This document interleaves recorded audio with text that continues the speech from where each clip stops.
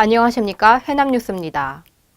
6월 13일 치러지는 지방선거를 앞두고 지난 2일부터 도의원 예비후보자 등록이 시작됐습니다. 해남은 2개 선거구에서 투표가 실시되는데요. 예비후보자 등록이 시작되면서 본격적인 선거전이 펼쳐질 것으로 보입니다. 노영수 기자가 취재했습니다.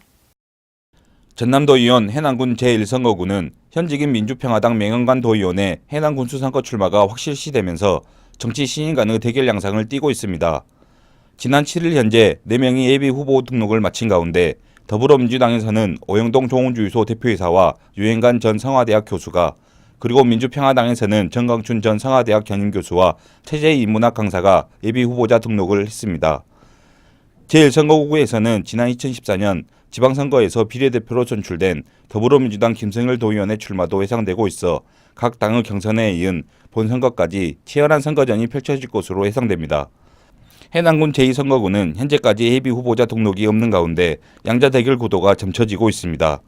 현직인 민주평화당 박성재 전남도의원이 재선을 노리고 있고, 더불어민주당에서는 조광영 해남군 의원의 출마가 거론되고 있습니다. 해남방송 노영수입니다.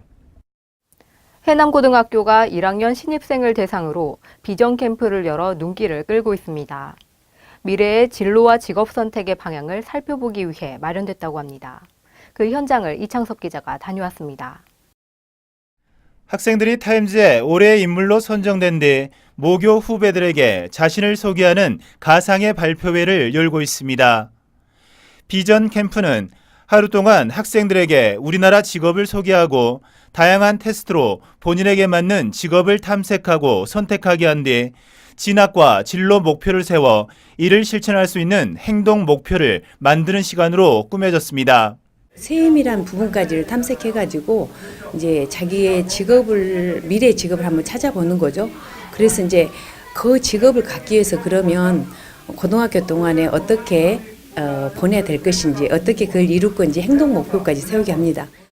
학생들도 진로를 선택하는데 많은 도움이 됐다는 반응입니다.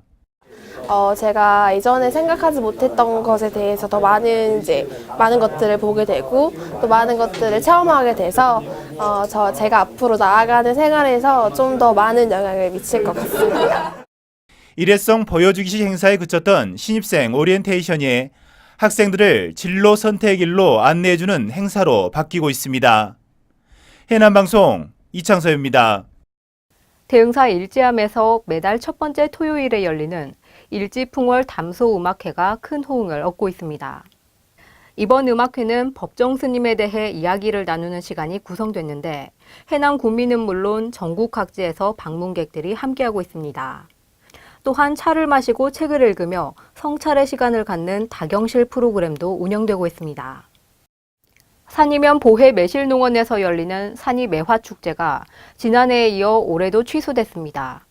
해남군은 전국적으로 AI 심각 단계가 유지되고 있어 정부와 전라남도가 행사를 자제하도록 권고해 축제를 취소했다고 밝혔습니다. 보혜 매실농원은 축제 여부와 관계없이 오는 17일부터 다음 달 1일까지 농원을 개방합니다. 보성에서 임성리 간 철도건설 공사를 놓고 주민과 시공사 간의 갈등이 커지고 있습니다. 마을 앞 구간의 교량화를 요구하는 주민들과 설계 변경은 힘들다는 한국철도시설공단의 입장차가 계속되고 있습니다. 육형주 기자가 보도합니다. 문제가 되고 있는 구간은 용계와 여수마을부터 계곡천 사이 농지를 가로지르는 1.3km의 구간입니다. 주민들은 토공 작업으로 공사가 진행될 경우 안쪽 마을은 고립되고 주변 농작물에 피해가 예상된다며 교량화로의 설계 변경을 요구하고 있습니다. 최근 시공사가 문제 구간 부지 위에서 공사를 진행하려 하자 주민들은 교량화가 결정되지 않은 상황에서 공사를 진행할 수 없다며 공사 차량의 진행을 가로막는 등 충돌이 빚어지기도 했습니다. 그런 요건들이 있나 해서 해당되는 기재부의 어떤 지침에 관련된 사항들을 다 저희들이 확인을 해봤거든요. 해당되는 부분들은 교량화 조건에 부합되지가 않아서 해당 부분은 좀 충분히 어렵다. 네, 현재 그런 상태입니다. 이해를 좀 요청하는 것 외에는 현재로서는 특별한 방법이 없어 보입니다. 그러나 주민들은 교량화가 확정될 때까지 토공 작업은 하지 못하도록 앞으로도 계속 공사를 막아선다는 계획이어서 갈등의 골은 깊어질 것으로 보입니다. 해남방송 육형주입니다.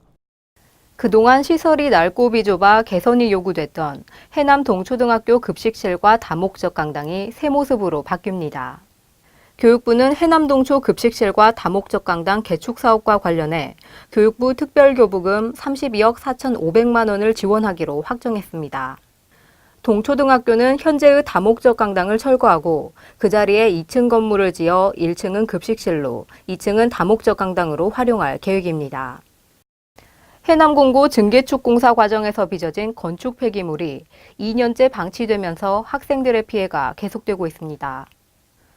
조달청 입찰 과정에서 생긴 소송의 판결이 확정될 때까지 건축 폐기물을 외부로 반출할 수 없어서입니다. 이로 인해 학생들의 안전은 물론 교육 환경과 학습권 침해가 예상돼 조달청과 처리업체 간 대승적 합의가 필요하다는 목소리가 커지고 있습니다. 해남세무서는 지난 5일 제52회 납세자의 날 행사를 열고 모범 납세자 표창을 수여했습니다.